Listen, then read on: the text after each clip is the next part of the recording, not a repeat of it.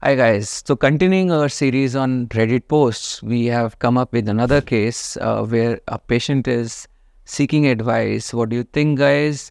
Is it possible to get good result, or am I too far gone? Started shaving bald at 21 and now I'm 27 years of age. Let it grow for 3 weeks to show you guys. And the pictures patient has shown, he's quite bald. There is thinning which is present throughout the scalp.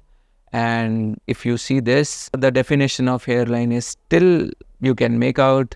And if you look at the back picture, you can see gaps in the donor. You can see there is thinning which is affecting the upper portion as well as the lower portion. So the donor zone is actually shrinking. There are a lot of suggestions which have been made to this patient where people are telling him to go for medicine first and then do a transplant.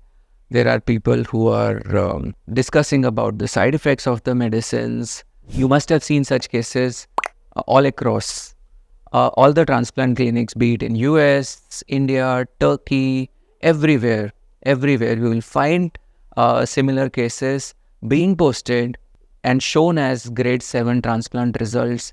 And all the patients or people who see it, they feel that it's actually a great transplant. And they think that a wonderful job has been done. But have you ever thought what happens with the medicines? Now, some people are telling him to take the medicines first, grow the donor in thickness, and then go for a transplant.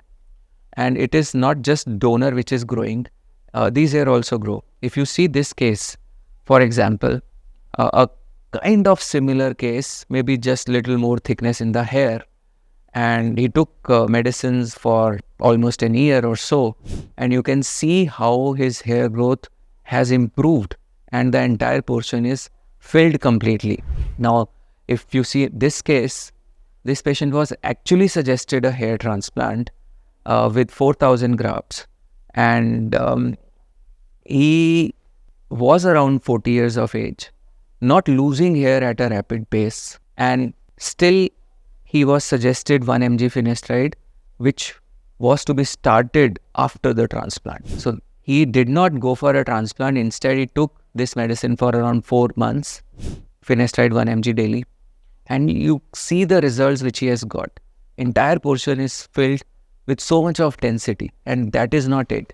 But look at the condition of his donor, which has again improved significantly. But in this patient, he developed sexual side effects because of the medicine, and we had to stop the medicine. So all the growth which had come because of medicine will obviously go away. And if he wasn't really losing hair at a rapid pace, he was stable, he actually did not need it. In such cases, just a plain transplant can be done. No medicine should be given to these cases where the hair loss is stable. It is an unnecessary burden on the body. And why would someone introduce a medicine with potential side effects into the ecosystem? Don't get me wrong, I'm not against the medicine, but I'm telling you, whosoever needs the medicine, in only those cases, medicine should be given. And there is a concept of microdosing also, where if we give less doses of medicine, still you find improvement. So the primary aim of giving the medicine should be stop the progression of disease or reduce the speed at which hair are thinning. So for that, microdosing can be used. You may not necessarily go for high doses, 1 mg per day. Many cases you will find there are issues of tolerance where they keep taking the medicine for 1 year, 2 years, and then they will find that the same dose is not working, and then we have to step up the doses.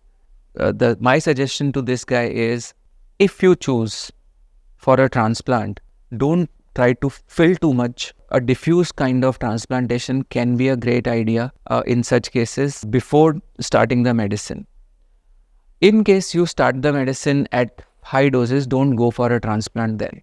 1 mg per day probably will fill the entire portion up, including the crown, middle portion, and even the frontal hairline. And it is always advisable to start these medicines at lower doses. If we give high doses, High doses is like US FDA approved, 1 mg per day. People say, oh, 1 mg is FDA approved, you take it. There are studies where microdosing has been shown to work. And it gives you a window where you can, in fact, increase the doses still remaining in safe limits.